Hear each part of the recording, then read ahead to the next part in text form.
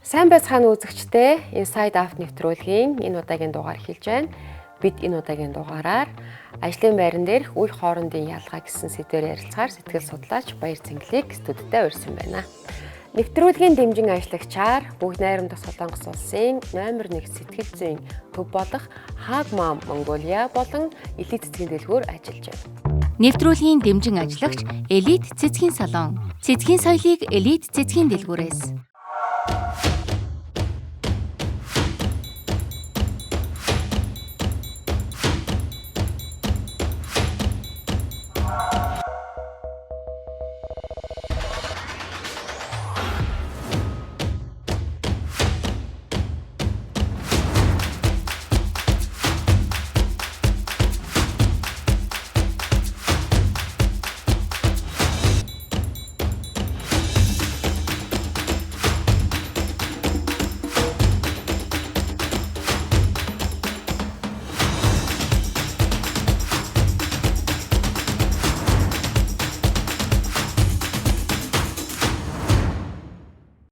Нэвтрүүлгийн дэмжин ажиллагч Hug Mom Mongolia сэтгэл зүйн төв.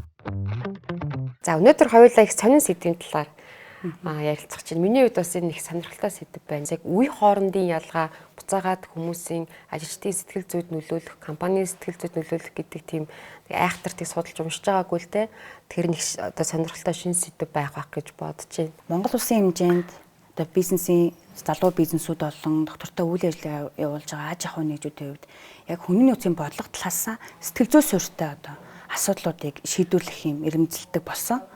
За тухайлбал одоо ажлын байран дээр ажиллаж байгаа нийт хүмүүсүүдийн нас сэтгэл зүйн онцлогтой тулгуурлаж хүний нөөцийн идэвхжүүлэлт одоо ажилтнаа дэмжих ойлгох гэдэг зүйл нэлээд энэ тэргуунд одоо шаардлагатай болсон. Өнөөдрийн хоёулаа ярилцж байгаа сэдв дээр үе хоорондын ялгаа ялангуяа ажлын орчин гэдэг бол хүний хоёр дахь гэр бүл шиг одоо ажлынхаа 8 цагийг өнгөрөөж байгаа хүмүүс ч байна. Маш их суудаг, ажилтдаг хүмүүсүүд ирэхээр илүү их цагийг ч гэсэн ажил дээрээ одоо өнгөрөөж байгаа. Гэтэл тухайн одоо ажлын орчинд ажиллаж байгаа хүмүүсүүдийн хоорондын харилцаа цаашлаад одоо тухайн байгууллагын хүний нөөцийн бодлого, ажилтнаа тогтоон барих гэдэг зүйлүүд, ажилтнаа дэмжих гэдэг зүйлүүд дээр яалтчгүй энэ үе хоорондын ялгаа тухайн үйлчлэл тус бүрийн одоо залуу байна уу, залуугийн одоо жишээл Z үе те Z үеэс гадна millennial одоо XY бүх үеийн төлөөллүүд бүгдээрээ ингээд тэр ажлын оршин бүрдүүлж байгаа. Одоо дийлэнх салбарууд дээр уул уурхаач байна уу, бизнесч байна уу те. Гэтэл тэр үе хоорондын ялгаануудаар дамжуулаад хүний нөөцийн одоо олон одоо салбаруудад одоо олон одоо тэр сонгон шагналтын менежер байна уу, ажилтныг дэмжих алба байна уу, тухайн хүмүүсийн нийгмийн асуудыг шийддэг хүмүүсүүд энэ хүмүүсийн зан харилцаа, сэтгэл зүйн одоо чадамж бол ажлынхан бүтээмжинд нь нөлөөлөд байна. Эргээд бид нар одоо хүмүүсүүдээ үе хооронд нь ангилан авч үзээд судалгаасуур одоо аргагүй болж байна гэдэг зүйлийг яриад байгаа. Яг одоо нийгэмдэр Z үеийнхэн ажлынхаа одоо бүтээмжийг үнэлүүлэх, одоо цалингаа үнэлүүлэх ч юм уу те хин одоо илүү их хөдөлмөрлсөн ингээд энэ үү тэгээд энэ үү гэдэг талаасаа биш илүү нэг тэгш хамрагдах, тэгш үнэлүүлэх бүтээмжээ одоо илүү их одоо өндөр сайн байлгахын тулд өөрсдийн ч гэсэн шаардлагуудыг тавьж эхэлж байгаа. Дээд үеийнхэн төлөөлөл нь илүү их одоо нэг бие биетэйгээ одоо халуун дулаан ажлын одоо хамт олонны уур амьсгал хин нэгнээсээ хамааралтай байх, нэгийг өвүүлдэг байх ч юм уу тийм хэрэгцээ өндөртэй бол Z үеийнх нь болохоор тэрийг гайхаад байдаг. Яагаад ингэж одоо баг энэ сүнсээрээ холбогдож ажиллагдах баг нэг гэр бүл шиг тийм нэг гэр бүл шиг байгаад бараг л одоо ажлын орчинд нэг биетэйгээ нөгөө хүмүүс ингээ харилцаж байхад нөгөө хүнийг үлдээж харилцах ч юм уу тийм байдал миллениал үеийн төлөвлөлийн хүмүүст их байдаг байхгүй юу? Одоо анзаарахгүй үлдээх ч юм уу одоо хин нэгнийг чухалчлаад тухайн чухал мэдрэмжээ бие биендээ өгцснийхаа дараа хөнлөн нэг хүнийг бас ганцаардуулах сонирхол байгаад байдаг миллениал хүмүүсүүдийн хувьд. Тэгэхээр тэр үйлдэл нөхцөл байдал үйл явдлын Z үеийнхэн юм уу одоо дараачийн технологи рүү ийм төлөөлөх хүмүүс харахаараа гайхаад байдаг. Ийм сонин юм яагаад ингэж одоо ийм гинт өчтөр надтай ингэ зүгээр харьцаж ийсэн одоо энд ингээд намааг ингээ үлдээгээд ингээ харьцаад ах, намааг гадуурхаад ах гэдэг ч юм уу. Ийм хандлага их байгаад байдаг. Гэтэл санамсруугаар одоо тухайн үе хоорондын хүмүүсүүдийн зан төлөв онцлог хэрэгцээн дээр тулгуурлаад одоо өссөн нийгмийн орчноос бүрэлдэж гарч иж байгаа бидний хандлага, харилцаа байгаа шүү дээ. Тэр маань одоо хин нэг өвдөх төвшөнд байх магадлалыг илүү нэг дээд үеийнх гаргаад байна гэдэг юм шаардлагуудыг одоо нэг кейсүүдийг их ярьдаг. За. Тэгэхээр хоёлаа эхлээд манай нэвтрүүлэгт ирүүлсэн нэг захааг уншия. Тэгээд энэ захааны дагуу энэ захаан дээр бас юу гарч ийн те энэ хоёлаа сэдвтэйгээ уялдуулаад бас цаашдаа ярилцаад явъя. Сайн байцгаана уу? Би нэг компанид 8 хүнтэй баг ахалж ажилладаг юм аа. Манай багийн гишүүдийн дунд залуу, дунд насны ахмад гэх мэт үе үеийн хүмүүс байдаг. Зарим тохиолдолд ажлаас болж хоорондоо харилцахад асуудал гараад байх боллоо. Энэ хүмүүсийн өссөн нийгэм, орчин, хүмүүжил бүгд өөр өөр болохоор нэгтгэхэд их асуудалтай юм аа. Залуу үеийнхэн шин санаачлах, инновац дээр төвлөрдөг бол ахмад үеийнхэн уламжлалт арга барилаар ажиллах хандлагатай байдаг бололтой. Энэ зуршил нь бидний ажлын үр дүнд сөргөө нөлөөлөд байх юм аа. Би хэд хэдэн удаа хичээж бүх гишүүдийн санал бодлыг сонссон ч бид хэрхэн уялдаа холбоо сайтай хамтран ажиллах талаар тодорхой шийдэлд хүрч чадахгүй байна. Та бүхэн энэ асуудлыг хэрхэн шийдэх талаар санал бодол зөвлөгөө өгөөч, тусалж болох уу гэсэн байна. Миний бодлоор зүгээр л хүн болгон залуу байж үздэг тийм. Хүн болгон залуу байдаг учраас дөнгөж ажлын байран дээр ингээд гараад ирж байгаа хүний сэтгэл зүй нэг өөр. Тэр нэг миний бодлоор ямар үе байхасаа ч юм уу зэд үе юу тийм миллениал хамаагүй зүгээр л залуу хүнийг ажил дээр нэг гараад ир шокны байгаа тийм бас нэг хүлээлт өндөр байдаг ч юм уу эсвэл одоо салингийн хүлээлт ч юм уу тийм ингээл нэг юм зааш нь ингээл хамт олонд ороод ирлээ нөгөө эдээ дунд тасгаас ахуулаад нөгөө нэг ахмад үеийнх нь нөгөө стажиг кофенд гүйлгэнэ гэдэг шиг тийм янз янзын асуудалтай тулгаар нь нөгөө нэг арай жоохон амьдрал үзсэн за дунд насны одоо бидний үеийнхэн бол нэг юмд нэг шокроо тахаа болцсон тийм ингээд нэг альва юм нэгтгээд ойлгоод ингээд учир нь ойлгоо сурцсан бол чинь ахмад үеийнхэн бол бүр сайхан ажиллаа бол их гоё хүндэтгдэг тийм нэг юм насны юм байгаад байгаа юм биш үл гэж би хараад байна л да. Тэгэхээс ч одоо үе гэдэг ч юм уу те яг одоо зэд үеийнхэн тэр үеийнхэн гэдэг одоо хүмүүсийг хуваачаад байна шүү дээ. Одоо бүр сүлдээ кристалл одоо юу ч болоод байгаа юм те. Үнэхээр энэ дунд ялгаа байгаа мó эсвэл зүгээр настай зүгээр холбоотой юм байгаа даа. Мэдээж одоо нас сэтгэл зүйн онцлог байгаа. Гэхдээ одоо тухайн менежментийн одоо баг байлаа гэж бодоход нэгдүгээр удирдлага айгуу чухал. Нас насны хүмүүсүүдийг удирдах одоо юм шаардлага гарч штэ.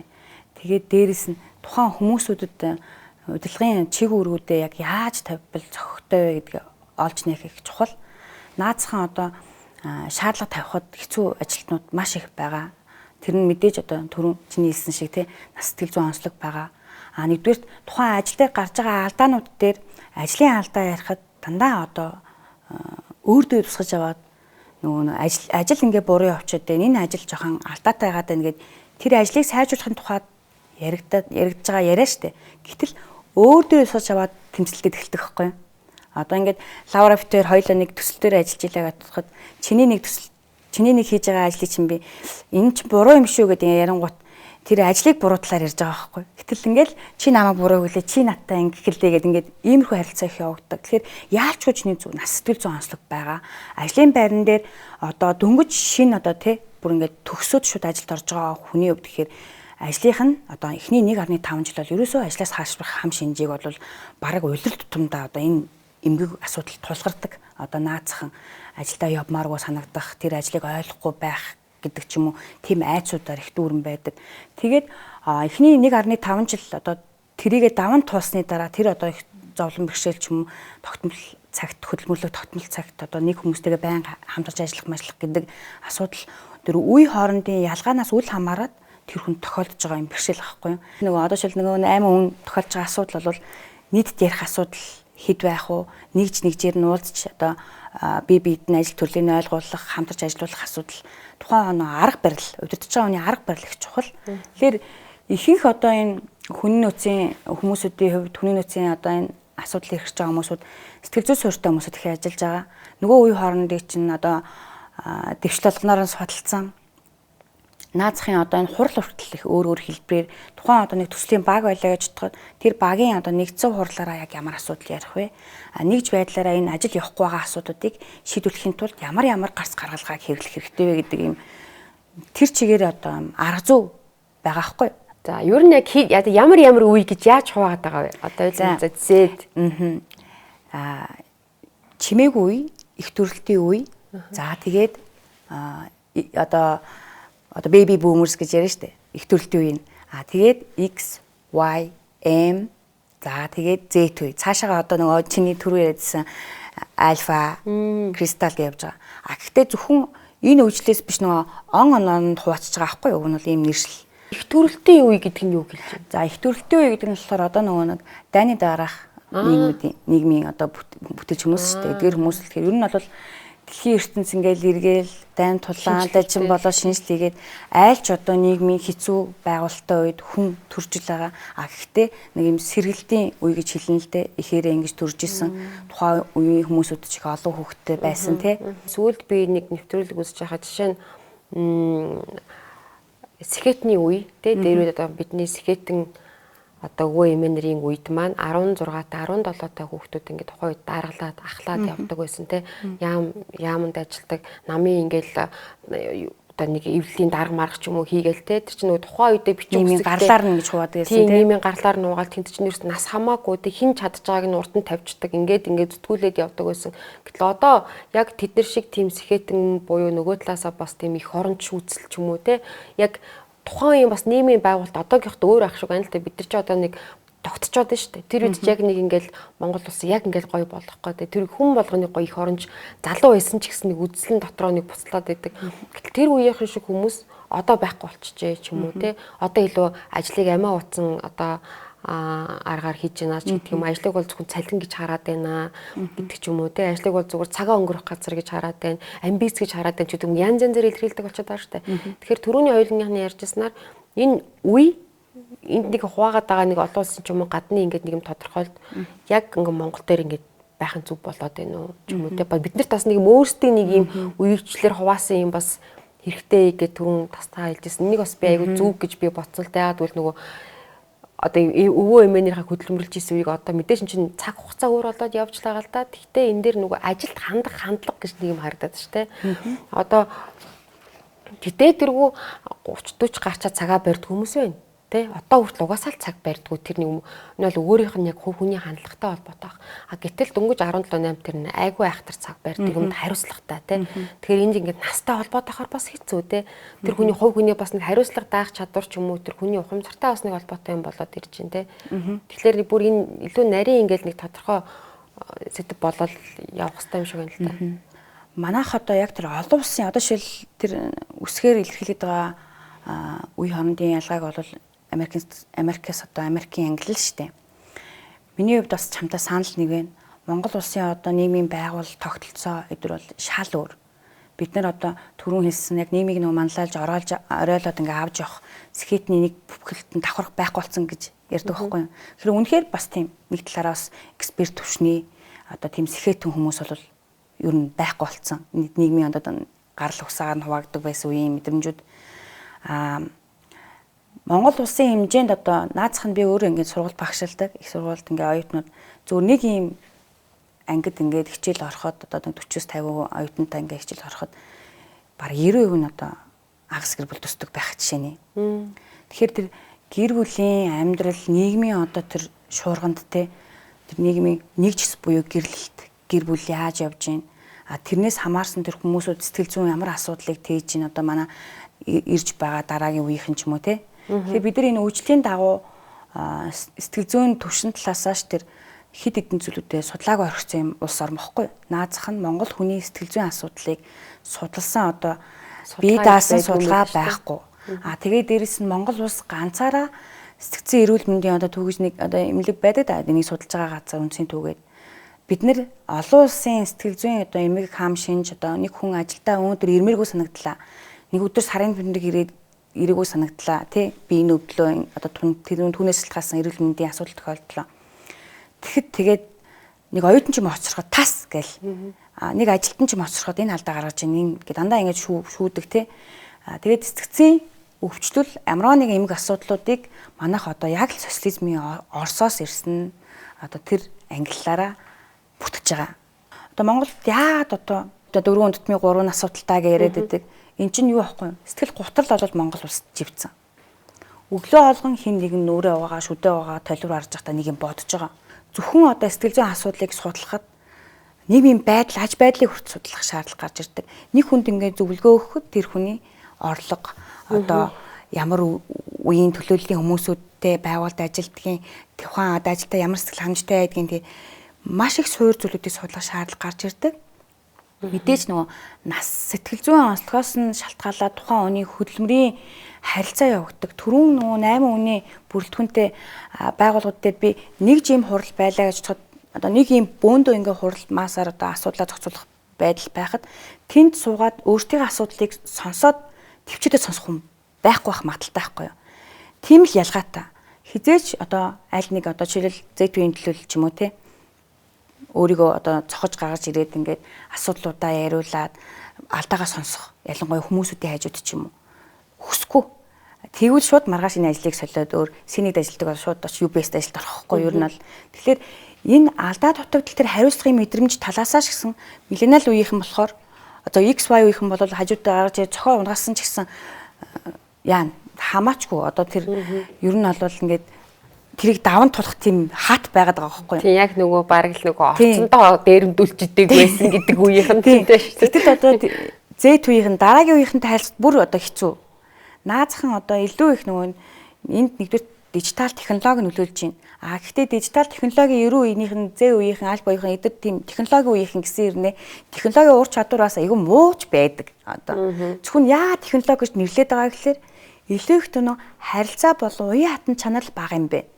Хүн одоо өөдөөс нь өргөдөлтэй нөхөд өрөвдөхгүй байх магадлал ихтэй зэвийнхэн наазхан. Илүү их нөгөө нэг хүмүүсүүдтэй тэгш харилцаа, тэгш үнэлэгдээд дээшээ 10, доошоо 10 хүмүүсүүдтэй ингээд цацуу байхыг боддог. Ямар нэгэн хэмжээ хязгаар ч юм уу, нэг талаасаа зиндархал ч юм уу. Тийм зүйл дургу.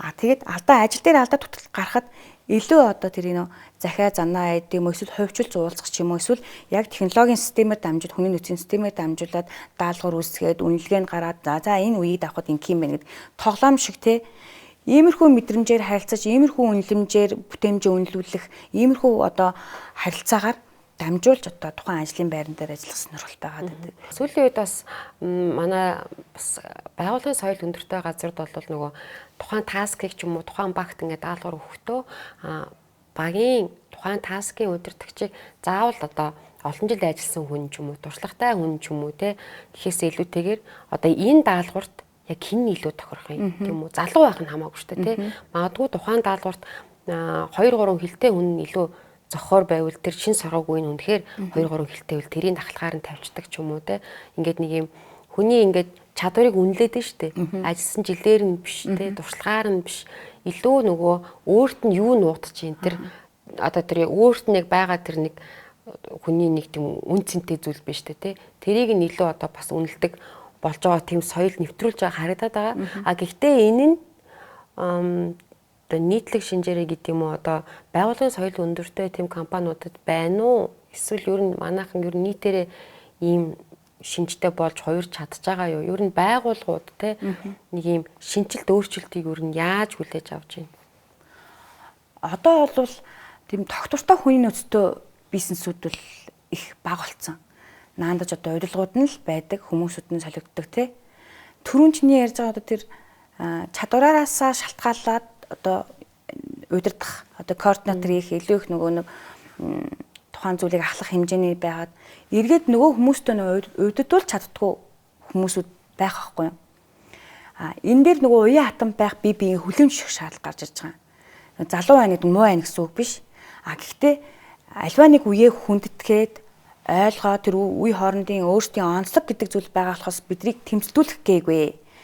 Чи ингээд тэр хүнээс илүү их одоо туршлагатай олон жил ажилласан ч гэсэн тухайн хүнийг одоо удирдах хэмжээнд ирэхэд өөрөө бас удирдуулах чадах тэм сэтгэл зүйтэй байх хэрэгтэй байна гэдэг ажлын орчинд шаарддаг болсон. Одоо дүү вэ нү одоо залуу охин бэ нү хамаарахгүй та одоо тухайн зүйл тэнд удирдлагаар хангах хэмжээний байлаа гэж бодоход хүлээмжшөөрж одоо түүнийг хүлээн авах тийм сэтгэл зүй хэрэгтэй байхгүй хүлээмжшөөрж би бинийг ойлгох. Эргээд мэдээж яг ийм жишээнүүд дээр ихэнх одоо туршлагатай ажилтнуудын хувьд тэгэхээр шууд ажилласаа гардаг. Би одоо хаанч ч ажиллаж болно гэдэг ч юм уу. Гэтэл тэндээс ингээд ажилласаа гарлаа гэж бодоход өөр нэг ажлын орчинд очиод яг л ийм зүйлтэй нүүр тулна гэдгээ. Яа тэгэхээр цаг хугацаа явж байгаа бизнесүүд ямар нэгэн онцлог наацх нь бид нар A гэл ингээл ярьсан. A дээр суурлаад бүх юмыг бий болгоно гэтэл эргээл бид нар хүн дээр л бүх юм ирж байгаа байхгүй юу? Хүн байж ич тэнд харилцаа байж ич хөгжих гэдэг нь бидэрт A үйлчлээд бид нар одоо бүгд робот биш те. Наацхан QR-аар меню уншуулдаг хоолны газар хүртэл одоо болох гэдэг чинь эргээд тэр зургийг хараад зөөгчтэй харилцмаар байгаа байхгүй юу? Ямар гоё хоол юм уу, яасан, ийсэн. Тэгэл QR уншуулаад ингээл захиалаад тэгээ хоол ирчин мэрчин гэд. Эргээд бид нар энэ бүх юм өөрчлөгдөж байгаа. Эргээд бид нар харилцаа өсдөг болж эхэлж байгаа. Эргээд бид нар бие биедээ харилцах хэрэгтэй юм байна. Ойлголцох хэрэгтэй юм байна. Бидэрт одоо хүн хүнтэйгээ харилцаж иж хөгжих юм байна гэдгийг ойлгож эхэлсэн байхгүй. Тэгээ дээрэс нь нөгөө үйлчлэл рүү ороход бие биесээ ингээд маш их одоо юм халамж, хайр хүлээдэг тийм үеийн төлөөлөл яалчгүй одоо энэ Y миллениал үеийнхэн баггүй юу. Маш их тийм гоё, nice харилцаанд их дуртай. Тэгээд бөөнөрөө одоо миллениал бөөндөө нийлэхээрээ энэ одоо Z мэд үеийнхэн бол өстой нэрээ. Z үеийн төлөөллийн дүүнэр мөнөр бол арай л хүн чанаргүй болчихжээ өстой нэрээ. Хүн чанар гэж нэрээ хүлийн жигчи уруу муруу гэл ингээ яриад байдаг байхгүй юу. Тэг яагаад тэр хүмүүс нэг ийм ярих ингээд хамт олон найзууд дунд ч гэсэн тийм ярих орчин бүрэлдэхээр сонирхолтой юм ярьдаг да. Гэтэл ингээд нэгээ ингээд энэ үе хоорондын ялгаанд судлагдаад байгаа нь өөртөө зааглаад ингээд тусдаа авч үзээд байна гэж бид нар эндүрээд яваад байгаа байхгүй юу. Гэтэл нэг дэлхий дээр амьдарч байгаа зөв ялгаатай байдлаа ойлгочих. Нэгнийгээ хүлээмжшөөрчээ хамтарч ажиллахад ямар нэгэн байдлаа тэнд тэгш оролцоотой зөв үнэлэмжтэй юм зөв хуваарлалтай юм орчин бүрэлдэхэд түүний хүлээ авах чадамжтай л байяа л гэдгийг түрүүн бас аюу гой санаа гарч лээ л да. Одоо жишээ нь би энэ компанид 10 жил ажилласан те би дараагийн бараг төлөлттэй те би одоо эх сард бараг тушаал твшээд тийм болно гэд ботцсон байсан чинь гаднаас өөр хүн орж ирээд тэр албан тушаал дээр ороод ирэхээр би одоо эндээс гарна нөгөө байгууллагад гомдчихдаг ч юм уу те нэг ажилласан цаг хугацаагаа заавал одоо ингээд үнэлүүлэх гэдэг нь шүү дээ тэр хүн ингээд те гэтэл нөгөө сүүлийн үед ингээд яваад байгаа өөрөөс чинь илүү хүмүүс байж болно те өөрийг чинь илүү давсан хүмүүс байж болдсон юм гэдэг имийг ингээд хүлээмжшөөрөх хандлага дээрэс нь илүү өөрийгөө хөгжүүлэе гэж би одоо нэг тийм анзаараад байгаа байхгүй юу илүү гоё сургалтанд суугаад одоо нэмж бүр гоё хэл сураад ч юм уу те хитэн настай байх нь хамаагүй шүү дээ 40-тай 50-тай байсан ч гэсэн нэмж ахиж гадны хэл сураад илүү уран чадвараа нэмээд бүр гоё чадварлаг ингээд ажилтан болдог гэхээс илүүтэйгээр би нэг газар утцсан юм чи одоо би автоматар албан тушаал авах хэрэгтэйгээ бодоод байдаг. Гэтэл гаднаас орж ирж байгаа хүн нь илүү өөрийгөө хөгжүүлсэн ороод ирдэг. Тэг энэ хоорон дээр бас ингээд нэг юм ялгаа гард юм шиг надад байна. Одоо наад чи болохоор ерөөсөө хүлээмжшүүлэх хэрэгтэй байхгүй юу? Наацхан одоо тэр тушаал дэвшгээ хүлээж ийн гэдэг бол тийм хүлээлттэй ажиллаж ийн гэдэг бол одоо зэгт бол хэрэггүй зүйл байхгүй юу? Нөгөө нэг ажиллаа хийж байгаа сэтгэл ханамж гэдэг юмнаас бас айгаа ингээ холбоотой ах шиг байна л да тий. Тэгээ тушаал дэвшиж л эсвэл цалингаа нэмүүлж иж л би сэтгэл ханамжтай болоход тэгсэн чинь гаднаас нэг ороод ирэхлээр би ингээд унчиж байгаа. Нэгдүгээр байгууллага бол хүнээр дутдаггүй ур чадвараар дутдаг газар байхгүй юу? Адхан уур чадвар гэдэг маань зөндөө олон уур чадвар шүү дээ. Үе хоорондойгоо эвдээ зүтгэлтэй ажиллах, нэг ойлгох, ойролцох, ажил дээр хэрэглэдэг, хэмгэлдэг хүчнээ асуудал байгаа. Гэхдээ тэм зөвхөн ажил л яригдаж байгаа. Тэгээд нөгөө нэг сонирхолтой гэхээр манай нөгөө нийгмийн зах зээл, хүний зүйн зах зээлийг ингээд бүрдүүлж байгаа ажилтаа албаагчны дийлэнх хувь нь X одоо миллениал үеийн төлөөлөл гаддаг. Энэ үеийн чинь аим сэтгэлийн амьтаа хүмүүс аахгүй юу? Зүгээр ингээд нэг юм ажиллаа зүгээр хийчихгүй ингээд зүгээр нэг дундаа нэг сэтгэлтэй л хүн мөн гэж ингэж яриад аягүй зү. Гэтэл нөө бусад ажиллаж байгаа өөрийнх нь доод үеийн төлөөлөл болохоор нэг юм сүнсээрээ холбогдох гол зүтгээд идэв. Нэг амар тийм сөөгөл байх гал чи байхгүй бол би байхгүй, би байхгүй бол чи байхгүй гэдэг. Чамаасаа гарууд найс дагаад гарч гэдэг юм уу тий? Ийм орчин байхгүй мэдээж одоо уур чадвараараа үнэлүүлнэ. Тухайн байгууллага бол мөнхийн ажлын байр биш. Энд аюу сайн амар сайн удирдаад ингээ аавчсан дарга одоо маркетинг аюу мундаг хүн байлаа гэж бодоход тэр хүн одоо хичнээн одоо сайн үн зүйлийг нь байгууллагад бүрдүүлж энэ байгууллага цэцгэлээ гэж бодоход тэр хүний ганцаарынх нь хөдөлмөр биш аахгүй. Өөрийг нь ойлгохгүй байна гэдэг шаардлага бол үе тус бүрдээ тавьж байгаа. Илүү дээд үеийнх нь болохоор залуучуудаа л гэдэг гээл ингэн. Илүү одоо залуу хүмүүс нь болохоор томчууд нь үг сонс гэдэг тэгдэг. Яагаад бид нар ер нь энэ хүний үгийг сонсох хэрэгтэй байхад тийм нэг нь жоохон шоуддаг одоо ажлынх нэг дүү байлаа гэж бодъё л да. Чи яасыг шоуд юм бэ? Нөгөө хүн гайхаш. Энэ миний одоо энэ хүн ч намайг шоудахгүй хэлээд идэв. Ямар их сони юм бэ? Яагаад энэ хүн надад ийм шаардлага тавиад байгаа? Гэ гайхаш тий. Тэр хүн шоуд нуу одоо бүжинд явна уу? Байк унна уу те? Эсвэл зүгээр ингээ өөр нийтэд хүүснээ сонирхдох нь уу гэдэг ч юм уу те. Энэ чинь ерөөс тэр хүний өөрийн хувийн ертөнц ахгүй. Гэтэл энэ хувийн чанартай зүйлүүд дээр ийм бусдын юм шиг хандаж нэг нэгэндээ анзаарахгүйгээр одоо энэ үе хоорондын ялгаагаа ойлгохгүйгээр харилцдаг хүмүүсүүд байгаад байдаг. Залуу үеийнхэн ч зөндөө давуу талууд болон бас засах шаардлагатай зүйлүүд байгаа. Дунд үеийнхэн ч байгаа, ахмад үеийнхэн ч байгаа. Уг нь хамтраад бие бинийгээ ойлгоод явах юм бол эн чинь бие биенээсээ суралцах юм. Одоо зарим нэг хүмүүс ингэж хэлж та манай компани шинэ залуу 2 3 хүн орж ирсэн. Тэднэрээс гоё суралцаал залуу хүнтэй хамт ажиллах ямар гоё юм бэ? Тэднэрийнхээ хувцалтын нүртэл гараад өөрчлөж ингээд тэгдэг гоё өөдрөг сэтгэлгээтэй хүн байхад манай ажилд нь хідэн нэг юм орцоо одоо тэгээд ажиллаач хийж чадахгүй ста нэрэ мэрэ гэл те.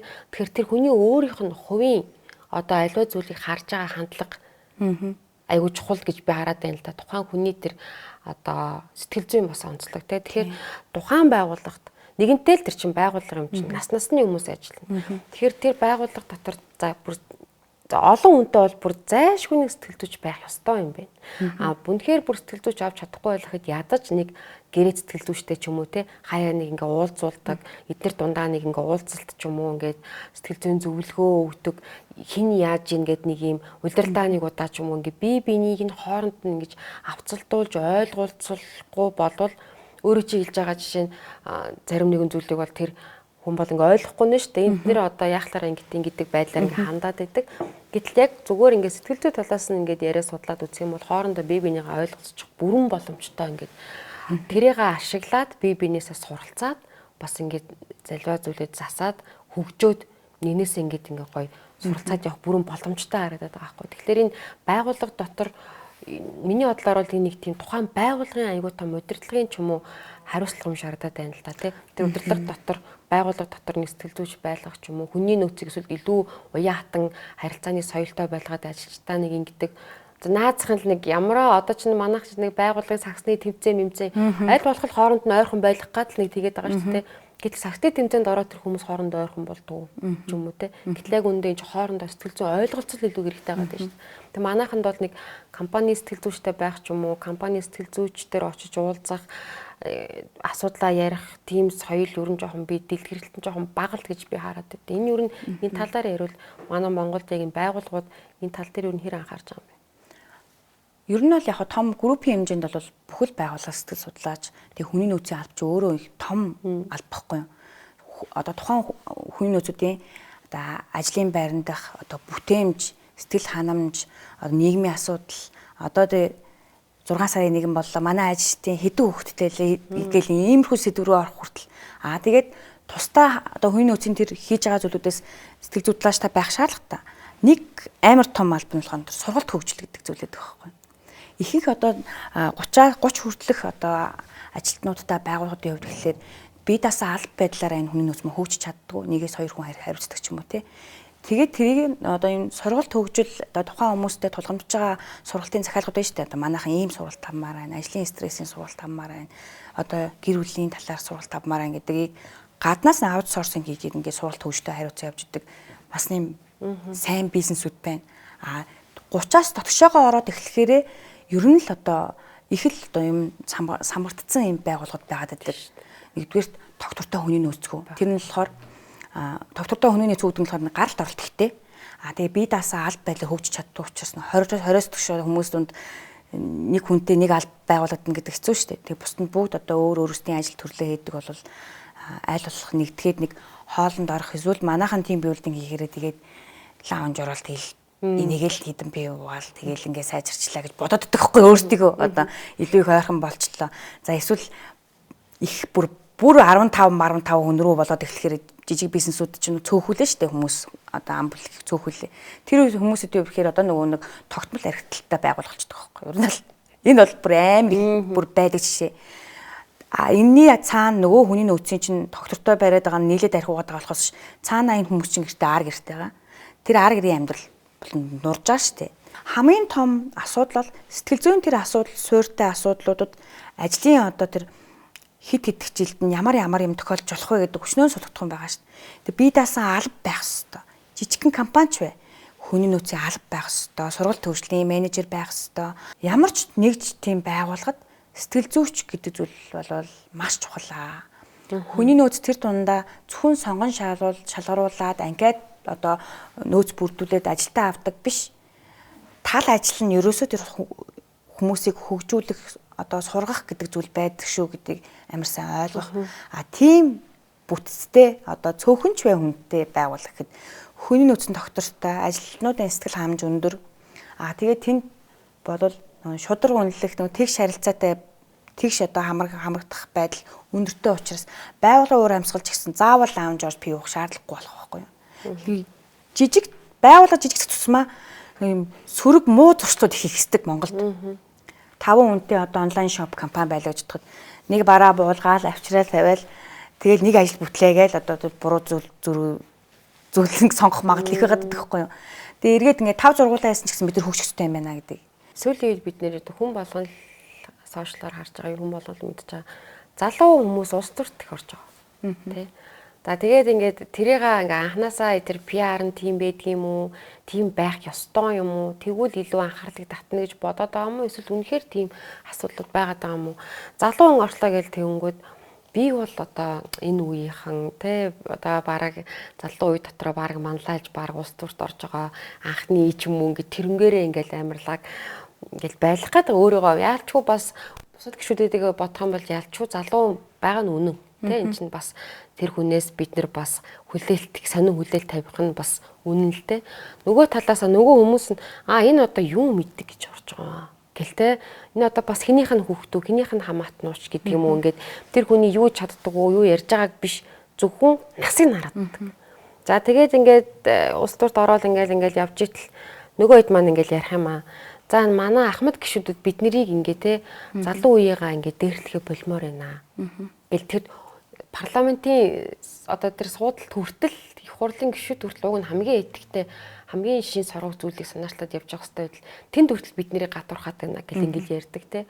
Тэгээд тэнгууд нөгөө хүмүүс нь угаасаа та нарыг энэ залуу хүмүүс одоо улс төр гэдэг бол та нарыг тоглодог юм биш миш гэдэг ч юм уу. Та нар юу чаддیں, юу мэддیں энтергээл ингээд тийм нөгөө үеийн ялгаа. Тийм нөгөө бүр сошиалороо бүр ард иргэд нь хүртэл нөгөө хүнийгаа ингээд доош нь нэгээд даач юм шиг те ингээд сэтгэл санаагаарсан чи унгаж штэ тэр хүний бас уран зориг гэдэг юм ингээд унж ийн нөгөө талаасаа бас нөгөө хэд маань нэгэн тал одоо энэ юм руу ингээд зүтгээд ингээд орж байгаа бол би залуу үе би ийм байна те би бол залуу та нар бид нарыг битгий доош нь дараад байгаа ч гэдэг нэг ийм юмаа бас урдаа тавиад байгаа ч юм шиг харагдаад байдаг л та.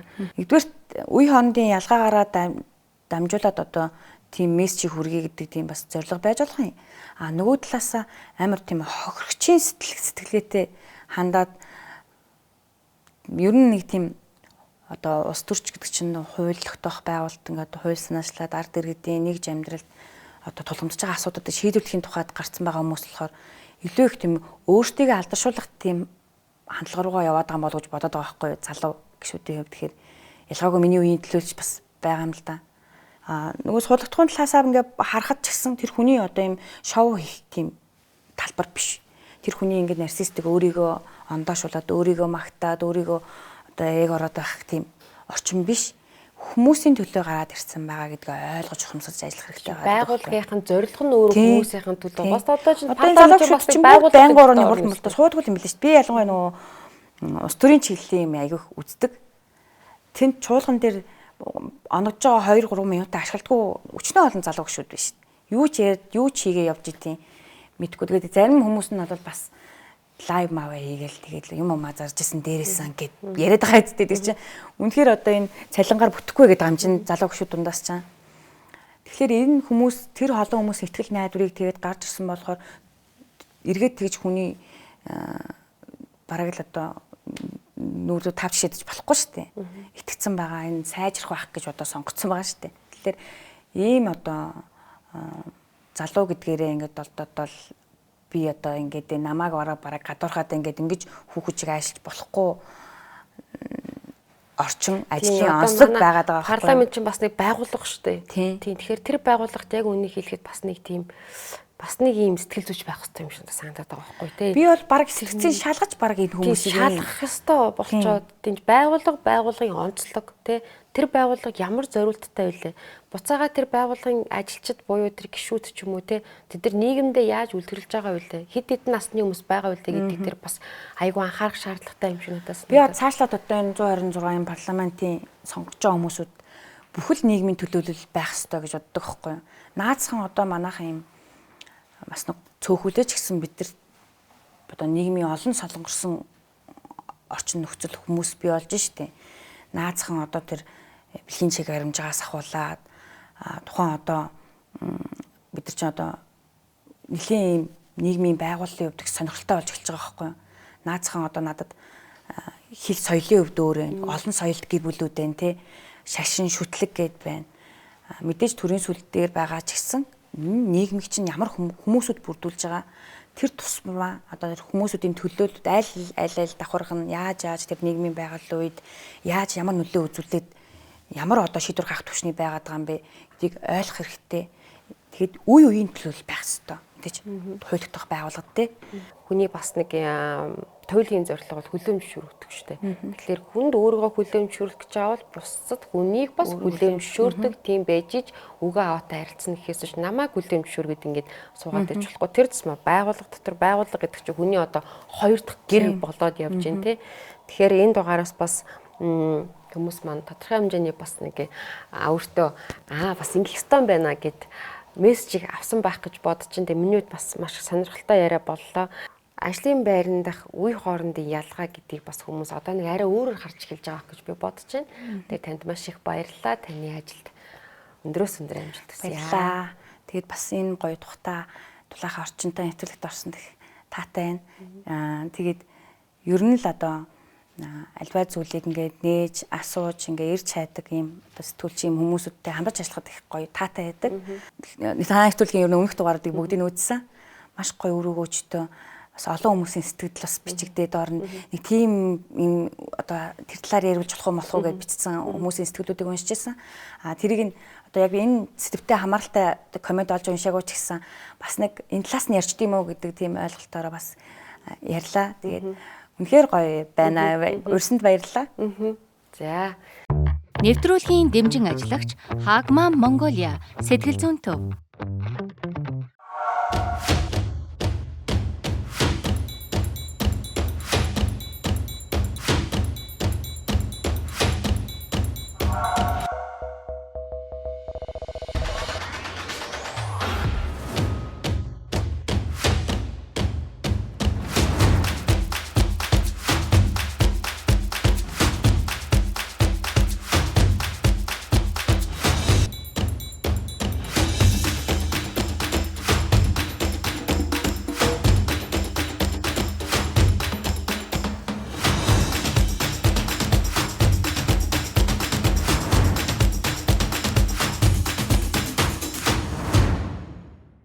Нэвтрүүлгийн дэмжин ажиллагч Элит цэцгийн салон. Цэцгийн соёлыг элит цэцгийн дэлгүүрээс.